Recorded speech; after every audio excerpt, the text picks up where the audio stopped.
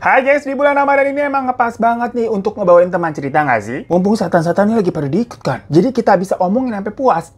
By the way, kalau kalian ini penggemar macam-macam serial CSI, Crime Scene Investigation ya, yaudah pas banget deh. Cocok dengerin cerita kali ini. Karena tumben-tumbennya nih narasumbernya dari seorang dokter. Yang kita sebut aja namanya Dr. Roy. Halo Pak Dokter, makasih ya udah bagi-bagi ceritanya. Tapi agak bikin dak-dikduk juga nih. Kalau kita sekarang ke rumah sakit gitu kalau denger cerita begini. Tapi ini ngomong-ngomong kita boleh konsul gratis kagak? Kenapa akhir-akhir ini dada saya tuh sering ngerasa sesek dok? Kalau ngelihat gebetan jalan sama orang lain.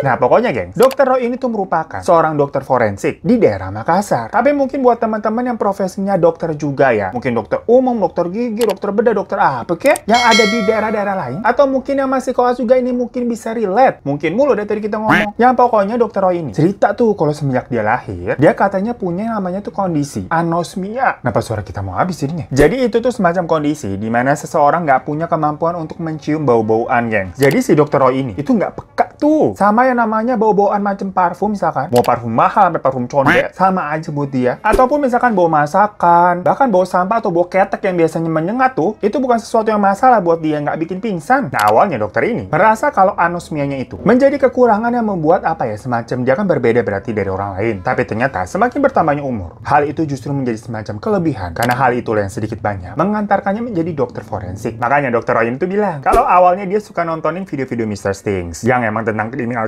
gitu kan. Tapi pas lihat ada segmen teman cerita, dia jadi kepikiran buat sharing cerita horornya nih selama jadi dokter forensik di rumah sakit. Nah, selain profesi itu yang memang dekat dengan urusan permayatannya, dan berhubung dia tadi tuh punya anosmia, jadi yang namanya kayak semacam bau-bau aneh, bau-bau mayat, bau darah, yang gitu-gitu kagak kecium sebegitunya buat dia. Makanya, itu jadi semacam kelebihan. Soalnya ternyata katanya di Indonesia nih, profesi di bidang forensik sendiri, itu masih minim gengs. Karena ya lumayan ekstrim juga pekerjaannya. Dan harus kuat mental juga sama bau-bauannya tadi tuh. Banyak yang nggak sanggup. Nah, pokoknya habis lulus dari dokter umum, Dr. Roy ini tuh lanjut buat ngambil profesi. Sampai akhirnya di 2016, Dr. Roy ini resmi bergabung dengan tim forensik di rumah sakit yang ada di Makassar tadi tuh sampai sekarang. Dimana biasanya dia tuh menangani pasien-pasien yang udah meninggal dengan kondisi yang emang nggak wajar, gengs. Karena misalkan kecelakaan, pembunuhan, pemerkosaan, ataupun bunuh diri juga, serem ya. Dan kondisi tubuh mayat yang begitu kan nggak semuanya bagus. Maksudnya ada yang bentukannya udah bengkak, ada bagian tubuhnya yang udah nggak utuh, bahkan juga sampai busuk belatungan gitu, gengs. Ya kalau gue sih fix sudah nyerah dari awal. Yang ada pingsan gue. Nah, pengalaman horor pertama dari Dr. Roy ini, dia alami dulu tuh ketika dia masih menjadi dokter umum yang jaga di IGD gitu, instalasi gawat darurat. Ya namanya IGD, itu kan kadang rame, kadang sepi ya. Kayak saldo ATM lah, gengs. Kadang ada tulisan angkanya tuh berapa digit, kadang juga ngenes banget. Nah, sama nih, kalau keadaannya lagi sepi tuh di IGD, itu suasananya hening banget. Nah, waktu si dokter ini sama beberapa suster tuh lagi jaga di sana, nggak ada angin, nggak ada hujan. Salah satu suster di situ kelojotan, gengs. Tapi kan kalau dalam dunia kedokteran yang berpikirnya logis-logis aja, dikiranya itu semacam apa ya, epilepsi kali gitu. Nah pas sudah ditangani sampai sadar, ditanya dong apa yang dirasa. Lah si susternya tadi tuh bilang kalau katanya dia habis ngeliat pocong setinggi 2 meter tembus dari jendela gitu, loncat ke arah dia. Habis itu ya udah dia nggak inget apa-apa lagi, blank. Nah mohon maaf kan jadi horor ya. Dari situ makin lama nih, Dr. Roy yang awalnya lebih percaya dengan hal-hal yang logis, yang namanya juga dokter, makin kesini kayak mau nggak mau dah mempercayai kalau makhluk halus itu juga emang ada. Ya gimana enggak? Pernah nih si Dr. Roy itu lagi tidur di ruang istirahat, tau-tau dia kayak semacam ketindihan. Yang sebenarnya kalau ketindihan itu ada penjelasan medisnya juga sih, disebutnya sleep paralysis, yang mana otak sama tubuh tuh emang nggak sinkron aja, makanya kita jadi susah bergerak. Tapi yang jadi masalahnya, pas dia kayak krip-krip coba buka mata gitu ya, dia ngeliat ada cewek gitu pucet, rambutnya putih, ya emang lagi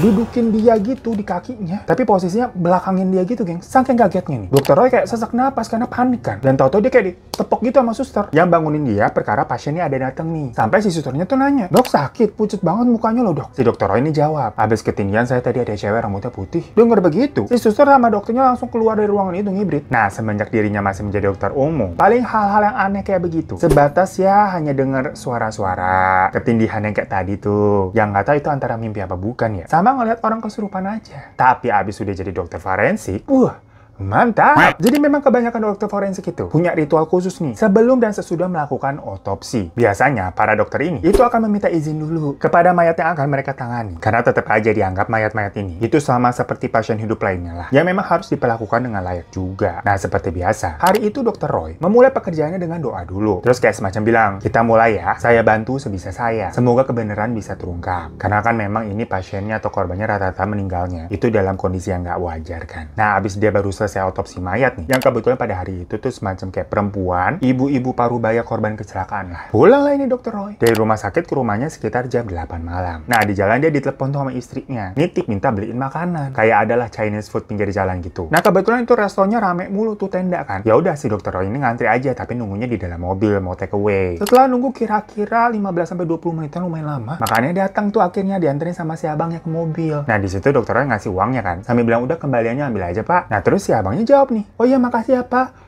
Makasih ya, Bu," gitu. Sambil ngeliat kayak di jok belakang situ makasihnya. Padahal kan jok belakang kosong. Kagak ada siapa-siapa. Nah, si Dokter Roy jadi langsung kaku dia. Itu si abangnya nyapa, "Babu, babu, makasih." Ibu siapa maksudnya? Orang gua sendirian di sini. Tapi ya udahlah, nggak mau mikir macam-macam. Udah capek juga, itu udah malam, mau pulang aja bawaannya. Ya udah, pas di jalan pulang nih, Dokter Roy ngerasa kok ini AC-nya kayak dingin banget ya. Udah dikecilin itu, tapi tetap kayak, duh dingin banget. Nah, namanya orang nyetir, itu kan pandangnya lurus ke depan, tapi kayak pikirannya suka ngawang-ngawang gitu kan. Nah, tahu-tahu di kaca spion tengahnya itu ada sosok yang lagi duduk gitu guys. Itu yang namanya deg-degan udah gak karuan. Kayak sambil nyetir, lah ini fix belakang gue setan nih gimana nih. Mau ngelirik gitu kan juga takut ya. Tapi untungnya pada saat itu jam terbang Dokter Roy ini udah lumayan tinggi. Ya maksudnya dia sebagai dokter ini udah terlatih untuk bisa tenang. Dia tarik nafas tuh, dan pas dia perhatiin lagi akhirnya berani. Ternyata sosok itu adalah si ibu-ibu yang tadi ditangani rumah sakit. Bentukan kondisinya juga masih persis. Dengan luka-luka yang ada di kepala gitu. Sama darah-darah gitu di badannya, nama juga korban kecelakaan. Tapi pandangan si ibu itu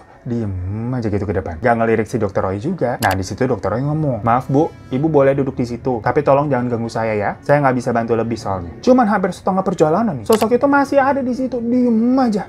Nggak pergi-pergi. Sampai akhirnya Dokter Roy udah mau sampai ke rumahnya nih. Baru deh sosok ibu itu tuh hilang. Dan proses hilangnya Dokter Roy juga ngeliat tuh. Jadi kayak diem, terus nembus pintu keluar, sereng gitu, cepet banget. Nah, pulang-pulang istrinya nanya, "Kamu kok pucet banget, kenapa?" Ya pikir aja sendiri ya. Ditumpangin sama setan sampai rumah begitu apa kagak pucet. Nah, besok-besokannya sampai ke rumah sakit, Dokter Roy ini juga masih sering digangguin sama hantu-hantu lain, gengs. Banyak pokoknya. Waktu itu pernah nih sekitar jam 2 pagi, si dokter ini lagi jalan di lorong rumah sakit. Mau ke toilet dia. Dia pas-pasan nih sama cewek cantik, pakai dress kayak biru gelap gitulah. Ya tapi ya biasa aja udah gitu pas-pasan kan. Gak lama si Dokter Roy ini dipanggil karena ada pasien baru masuk nih, datang dari ambulans gitu. Pas diturunin ternyata dilihat itu cewek yang tadi pas-pasan di lorong. Baju juga sama yang tadi dipakai, dress biru gelap. Yang mana ternyata cewek itu adalah seorang biduan dangdut yang cukup terkenal di Makassar. Tapi pas lihat keadaannya, gak ada sesuatu yang menyeramkan sih. Maksudnya ini gak kayak tadi, bukan kayak ditusuk, apa kecelakaan ataupun yang ngeri-ngeri.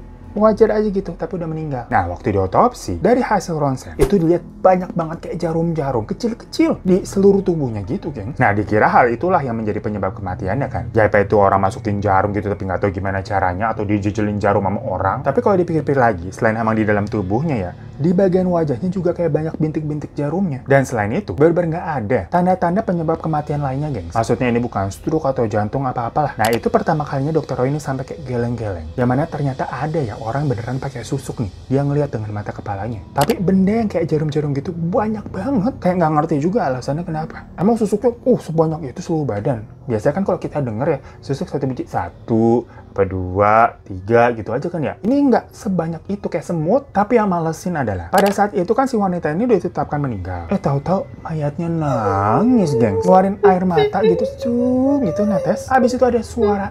Bisa bayangin nggak? Ini mayatnya diem, bibirnya nutup. Cuma nangis, ada suaranya gitu menggema di ruangan. Terus air matanya netes. Semua staf rumah sakit yang di situ langsung pada merinding. Karena banyak yang dengar, nggak cuma Dokter Roy doang. Dan katanya pada malam itu, di rumah sakit tuh baunya busuk banget. Sampai-sampai pasien lain yang pada hal lain kamar ya jauhan, itu pada kebangun ngeluh. Dikiranya ada septic tank bocor apa gimana, bau banget. Wah, emang udah nggak bener nih. Si Dokter Roy udah ngebatin. Tapi untungnya lagi-lagi, Dokter Roy ini kan anosmia. Jadi dia sendiri nggak nyium-nyium banget. Tapi yang jelas saat diinfokan ke penyidik, awalnya Dokter Roy ragu-ragu yang ngomong ya. Ibarat kata ia masa seorang dokter ngomongin perihal masalah susuk. Tapi ya mau gimana lagi, karena penyebabnya ini memang tidak ditemukan adanya unsur yang aneh-aneh. Dan pas info itu diteruskan ke keluarganya, ternyata bener. Sang ibu tuh bilang kalau iya anaknya pakai susu. Tapi pada sampai saat itu, penyebab kematiannya masih menjadi misteri jatuhnya, gengs. Ngomongin bau-bauan gue jadi inget deh. Daripada repot-repot ya, musyrik gitu ritual pakai susuk. Matinya bisa susah begitu tuh, nangis-nangis. Baunya juga kayak septic tank bocor kan. Nauzubillah min zalik ya, amit-amit. Makanya menurut gue mah, ritualnya pakai body care dari Scarlett aja. Mau lihat tuh, Song Joong Ki baru sih cakep mulus begitu, kagak pakai susu. Kan di Korea mana ada susu. Dia pakainya body care dari Scarlett ini, gengs. Abisnya body care dari Scarlett ini kan hits banget ya. Diomongin semua orang pada ngepost tuh di Instastory, di TikTok, di YouTube pada pakai. Ya biasa, jadi gue latah dia ikut nyobain juga nih. Dan akhirnya gue tahu kenapa orang-orang pada heboh. Abisnya emang semenyenangkan itu sensasi pas kita lagi pakai produk-produk body care dari Scarlett ini. Yang wanginya nih, buset dah. Semerbak banget. Satu kamar mandi ini kecium semua. Bener-bener bikin relax dan happy bawaannya, gengs. Nah, biasanya urutannya. Pertama ini gue pakai body scrubnya. Gue lagi suka pakai yang coffee ini, gengs. Karena kalau pagi kan kita matanya masih suka kerip-kerip ya. Nah, nyium bau coffee begini, apa nggak auto melek tuh? Udah gitu, ini tuh mengandung glutathione dan vitamin E buat mengangkat sel-sel kulit mati dan mencerahkan kulit juga. Abis semua daki-daki tuh dosa-dosa pada rontok, bilas deh. Pakai si brightening shower scrubnya ini. Ini variannya gue pilih yang coffee juga. Biar nempel aja gitu di kulit wanginya. Cuman kalau body scrubnya tadi yang ini, itu biasanya sih. Gue makainya kira-kira 3 kali seminggu aja lah cukup. Tapi kalau shower scrubnya ini, geng, ya namanya kita sabunan mah tiap hari ya, gas terus. Karena sama nih, ini tuh mengandung glutathione, vitamin E, dan kolagen juga, geng. Jadi kulit bisa terus ternutrisi, di mana sel-sel kulit mati. Dan sisa-sisa kotoran juga makin terangkat. Apalagi aduh, wanginya. Emang deh kalau wangi kopi nggak pernah salah lah ya. Selalu bikin semangat. Nah, kalau udah selesai mandi nih, gue juga lagi suka nih pakai body lotionnya yang varian Jolly. Ini coba kita pakai ya, gengs. Wanginya enak banget kayak parfum mahal beneran deh. Jadi kalau kalian udah pakai ini tuh nggak usah pakai parfum lagi. Gue rasa bisa langsung keluar rumah seger parah. Tuh, perbedaannya langsung kelihatan kan? Ini yang tadi pakai, ini yang enggak. Magic banget. Karena memang body lotion itu mengandung glutathione, vitamin E, kojic acid, dan niacinamide, gengs. Nah, buat kalian yang mau cobain juga, biar sama untuk kayak Song Joong Ki nih. Fotonya begini nih. Ih, sama kan produknya begitu. Mukanya aja yang beda sama nasib ya. Langsung aja deh, follow Instagram @scarlett_whitening. Atau link Shopee-nya kalau kalian mau langsung beli. Biasa ada di deskripsi di bawah. Aduh. Wanginya udah enak nih, kita semangat lagi. Ikan cucut, lanjut. Nah, selain tadi Dr. Roy itu sering ketemu sama arwah-arwah gitu ya, ataupun pas-pasan langsung dengan para pasien dan korban-korbannya. Dr. Roy ini juga sering tuh beberapa kali dikasih petunjuk, geng, lewat semacam mimpi. Nah, salah satunya pernah tuh waktu dia lagi nanganin kasus mutilasi. Nah kan, ini jadi kayak kasus Mrs. Things. Gimana kejadiannya itu? Seluruh bagian dari anggota tubuh korban, itu kan namanya mutilasi, terpencar-pencar ya, tapi berhasil ketemu nih. Cuman tangan kanannya udah dicari kemana-mana tetap nggak ketemu. Nah, malamnya nih pas tidur, Dr. Roy itu mimpi. Dia datengin ya masih korban, tapi dengan kondisi manusia jadi nggak serem, cuman tangan kanannya kagak ada. Nah, ajaibnya di dalam mimpi itu, si cowok itu cerita kalau tangan kanannya katanya dikubur di rumah seseorang bernama Yanto. Nah, paginya pas bangun nih, si Dr. Roy mikir, Yanto siapa? Bilanglah dia ke penyidik, nanya ada nggak tersangka atau kerabat dari korban yang namanya Yanto. Ternyata ada, geng. Yang mana Yanto itu saudaranya si korban. Dan berdasarkan sebenarnya kayak mimpi doang tadi ya ceritanya, pas dicek ke rumah si Yanto itu, ketemu itu potongan tangannya dicari. Ya otomatis Yanto langsung diamankan, dibawa sama polisi. Bisa begitu ya? Nah, dari hasil investigasi diketahui bahwa motif pembunuhan dikarenakan persoalan cinta segitiga, yang mana sebelumnya memang polisi sudah curiga nih kalau Yanto pelakunya. Tapi pas ada info kayak gitu dari si Dr. Roy, langsunglah gercep ke sana. Nah, selain itu ada juga nih sebenarnya kejadian yang di luar akal sehat sih, tapi lagi-lagi mau denial karena ini mungkin perkara masalah seorang dokter. Itu nggak bisa juga ya, dia sendiri yang ngalamin. Yang mana waktu itu Dr. Roy ini kedapatan otopsi seorang korban yang tenggelam di sungai, geng. Kondisi korban ini pokoknya baru ditemukan 1 kali 24 jam dengan perut yang udah gembung karena nelan airnya tuh terlalu banyak dia. Pas proses pengangkutannya sih lancar, maksudnya dari mulai ngangkut, turun ambulan, terus dikeluarin dari polybag, diletakkan di meja otopsi, itu semua masih baik-baik aja. Sampai pas mau mulai didoain, tiba-tiba mayat yang posisinya perutnya udah gembung banget itu berdiri, terus muntahin air, gitu, terus dia jatuh gitu ke bawah. Nah, Dr. Roy yang posisinya lagi berduaan sama timnya itu cuma bisa lihat-lihatan doang, tapi nggak ada yang kabur juga pada saat itu, karena bisa dibilang hal itu udah apa ya, udah kesekian kalinya lah, jadi udah mulai terbiasa nih sama hal-hal yang aneh. Setelah diperiksa, ya keadaan pasiennya sama, udah nggak bernyawa, dari awal juga udah kagak bernyawa kan. Akhirnya dimulailah proses otopsinya sampai selesai. Nah, setelah jenazah dikembalikan ke keluarga, Dr. Roy ini sempat ngobrol dan cerita ke rekannya tuh, katanya sih kejadian-kejadian kayak gitu emang lumayan sering terjadi di daerah sana ya, dimana pas korbannya pada udah dinyatakan meninggal, jasanya Toto bisa duduk lagi. Yang mana biasanya kalau begitu tuh keadaannya tuh, itu orang punya pegangan. Dan pegangannya kayak semacam gak mau lepas sampai titik terakhir gitu. Mirip-mirip sama yang susuk tadi. Sampai pernah juga sih emang agak mirip-mirip sama yang susuk tadi tuh yang cewek. Pas-pasan gitu, gengs. Waktu itu sebenarnya dokternya lagi libur, lagi leha-leha di rumah. Tiba-tiba dia ditelepon sama rumah sakit. Katanya situasi di rumah sakit itu lagi chaos banget, lagi ribet gitu. Soalnya banyak korban tawuran. Ya namanya juga dedikasi seorang dokter ya. Gercep langsung pergi deh. Mau libur juga tetap harus kerja. Nah, sampai di rumah sakit nih, udah ada beberapa anak anak SMA tuh yang mundar-mandir gitu ribet, ramai banget di lorong. Ada yang luka-luka yang ringan sampai yang parah. Yang jelas semua baju mereka udah awut-awutan lah. Nah, si dokter Roy itu waktu itu sempat kesel sama manajemen rumah sakit yang kayak lambat banget. Kok bisa ini ada banyak anak dengan kondisi-kondisi kayak begini? Lagi luka-luka malah dibiarin di lorong, bukan ditaruh langsung ke IGD gitu. Di antaranya ini ada satu anak yang kelihatannya kayak paling parah gitu. Dituntun nama dokter Roy ke IGD. Nah, si anak itu bilang gini, "Dok, urusin saya dulu ya biar cepet bisa pulang." Udah nih dibantu duduk di ranjang. Digotong terus didudukin gitu kan. Habis itu dokter Roy minta suster buat kayak, "Tolong nih urusin." Nah, si susternya itu kayak iya aja. Soalnya situasinya emang lagi chaos banget. Sangat banyak pasien yang harus diurus. Dari situ si Roy ini dipanggil buat ke ruang otopsi nih. Yang mana ternyata pas masuk ruang otopsi, ada 4 orang yang meninggal. Yang mana salah satunya, si anak yang tadi dia gendong, gengs. Wah, aneh lagi nih kata si dokter Roy. Di situ dokter Roy langsung bilang ke temennya, "Mau ngurusin jenazah yang ini aja nih, si anak ini aja." Sampai timnya tuh nanya, "Tumben dok pilih-pilih?" Dijawab, "Iya, habisnya request dari orangnya." Ya dengar begitu yang lain juga udah pada paham langsung ya. Kejadian apa lagi nih? Dari semua pengalaman-pengalaman aneh yang pernah Dr. Roy alami, yang paling bikin sedih pastinya tuh katanya kalau nanganin korban kecelakaan. Karena rata-rata kondisi korban itu udah, serem lah, udah nggak utuh. Dimana mereka-mereka ini yang jadi korban kecelakaan. Dr. Roy yakin mereka bukanlah orang yang jahat. Maksudnya kan siapa yang tahu ya kalau seseorang bisa mengalami musibah semacam kecelakaan begitu dan akhirnya meninggal. Bukan misalkan kayak semacam tadi lagi tawuran, lagi berantem, ataupun pakai susu, ataupun yang aneh-aneh begitu. Yang mana korban-korban kecelakaan ini, ada yang anak sekolah nih, yang pas dilihat tas itu isinya masih ada uang jajan, buku tulis, buku pelajaran. Yang pasti si anak ini juga nggak tahu kalau ternyata hari itu menjadi hari terakhirnya. Atau ada juga pekerja kantoran yang pas dicek KTP-nya, ternyata hari itu adalah hari ulang tahunnya, sekaligus juga hari kematiannya. Ataupun ada anak bayi yang masih polos, baru beberapa bulan hidup di dunia, tapi harus meninggalkan dunia itu lagi seketika karena meninggal di lokasi.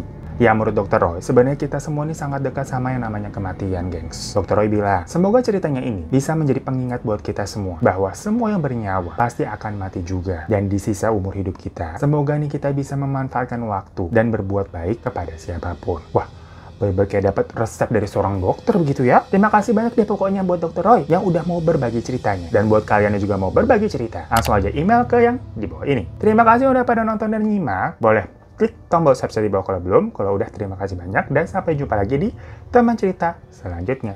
Assalamualaikum.